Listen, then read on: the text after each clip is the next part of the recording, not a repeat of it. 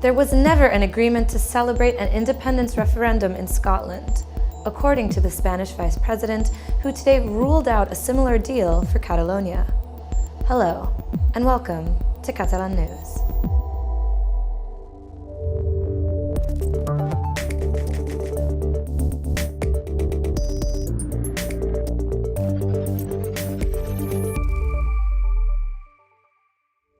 The Spanish government achieved a deal with left-wing Podemos for the 2019 budget, raising the minimum wage and including other social measures.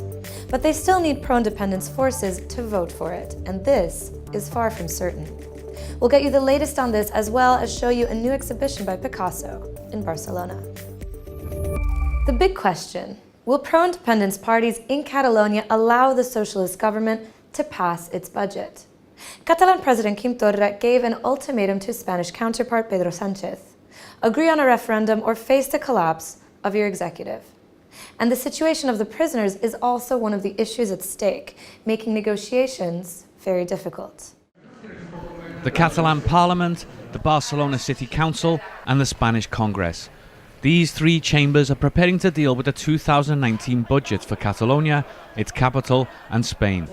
The mayor of Barcelona, a member of the Catalan allies of the left-wing Podemos party, has put forward a proposal for the ruling Spanish Socialists and the ruling Catalan pro-independence parties.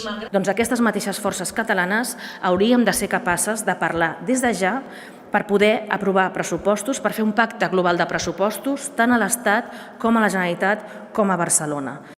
Colau, the leader of the Catalan Comú party, hasn't been able to come to an agreement on a budget with the opposition since she took office in 2015. But she might now want it more than ever, with the local election coming up next May. Meanwhile, the Catalan government has never had her party's support, but now the parliamentary maths make Catalan Comú necessary to pass it. The Spanish sister party, Podemos, has reached agreement on the budget with the socialists, which includes a significant rise in the minimum salary. But the Catalan executive does not guarantee its support if no moves are made to free the jailed political leaders or towards an agreed referendum.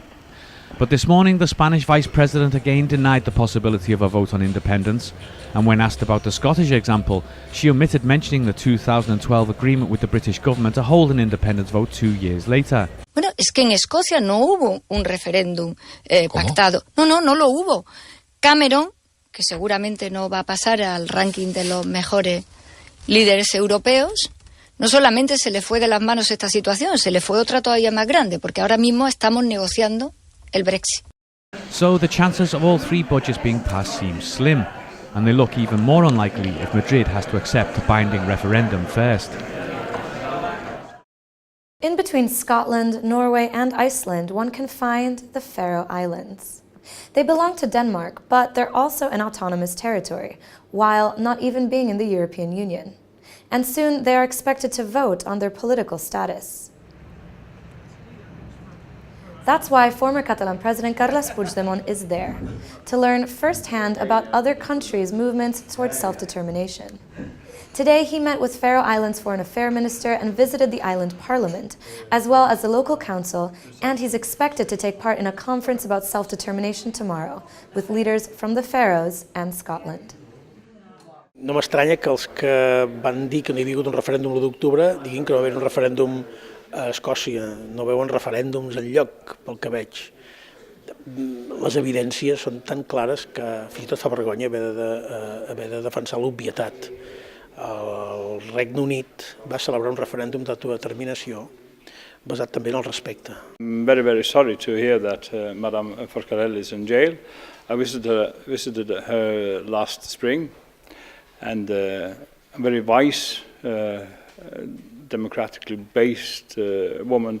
So it's terribly harmful and dreadful to know that she's jailed at the moment. Hopefully, I'll have the opportunity to go to Catalonia and meet her in jail.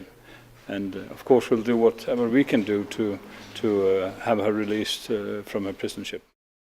Political tension in Catalonia was at its most heated exactly 1 year ago. As schools became unlikely scenarios of police violence, many wondered how the political situation should be explained, if at all, to children. And a new report has found that 1 in 3 teachers no longer discuss politics or social issues in class for fear of parents complaining. Even though the vast majority of Catalan teachers, 70%, believe that such topics ought to be open for debate, only a few say they feel comfortable talking about it, quote, naturally. Most parents also believe politics and social affairs can be discussed in class, with more than half welcoming pupils making up their own minds on the political situation in Catalonia. But still, a quarter of parents don't want any politics in class, and 10% think talking about these issues deepens social division. It's the European Week for Regions and Cities, and Brussels hosted lots of events to promote activities from the local communities of Europe. And an initiative from the Catalan town of Mataró even won an award.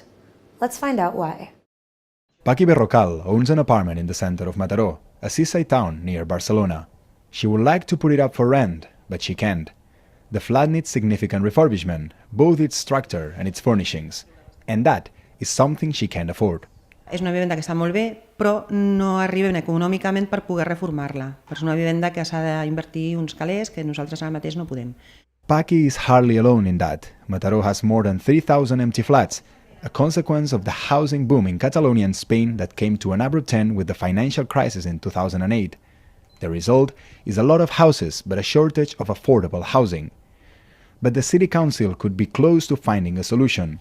The idea: creating a cooperative to help owners renovate their properties and then rent them out for a low price. A way to kill 2 birds with 1 stone.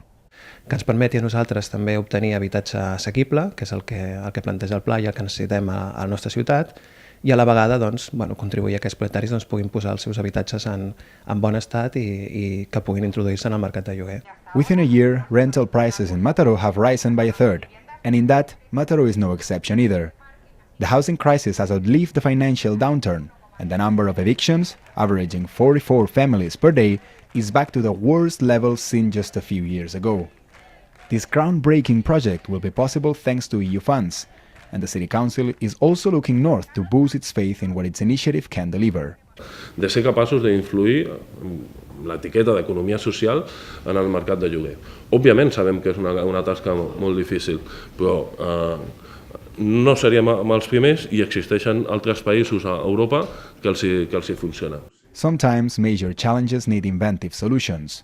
If successful, this project could lead the way for others to follow. Moving on to culture. Are you in Catalonia and do you want to enjoy a bit of art? Well, you've got an amazing opportunity to learn more from one of the world's artistic masterminds, Picasso, and one you may know less about, Picabia. Art is not only influenced by its surroundings, but by the artist's peers too. Such is the case for Pablo Picasso and Francis Picabia.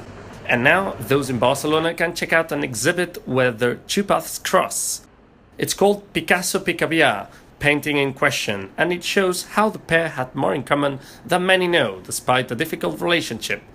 One story goes that at the turn of the century, the Parisian press confused their similar-sounding names, an important anecdote, say officials. Je l'aime bien dans la mesure où elle en dit plus long qu'on ne pourrait le croire à première vue. Pourquoi ? Parce que c'est en réalité les prémices du début de cette idée qui va parcourir la vie et la carrière de Picasso et de Picabia, d'une certaine forme de fausse gémellité entre eux. Many know the name and works of Malaga-born Pablo Picasso. Picabia, a French avant-garde painter, poet and typographist related to Dadaism, is perhaps less of a household name. But the two both spent time in Catalonia. The exhibit, collecting 150 pieces, many from France, can be found at the Fundació Mafre in the heart of Barcelona, giving the opportunity not only to learn more about the two artists, but through them about the history of art itself. The Sitges Film Festival is still ongoing, but drawing closer to its end with amazing movies presented on the silver screen and stars from all over the world at the red carpet events. And today was the opportunity to see Peter Weir, the director of the famous and celebrated Truman Show movie. The Australian filmmaker was awarded the Grand Honorary Prize from the Sitges Film Festival for a career in fantasy cinema and for creating a movie that, even 20 years later, still rings true, in an era when social media and live retransmissions are part of our daily lives, something which even Weir himself did not predict at the time. It was like wine that was meant to be drunk in that year. Some wine, we know, staying with wine, can mature in the bottle, and 20 years later it can be better. Such was the case with this film, I think. But it was pure fantasy at the time, we thought. Speculative fiction. There could never be reality television like that, we didn't think. And with this, we finish today's show. We leave you with some images of Toni Comella working in his workshop. He's a ceramicist, focusing his job on architecture, and in July he won Catalonia's National Prize for Craftsmanship. With tomorrow being a bank holiday, we'll be back next Monday. Thanks for following.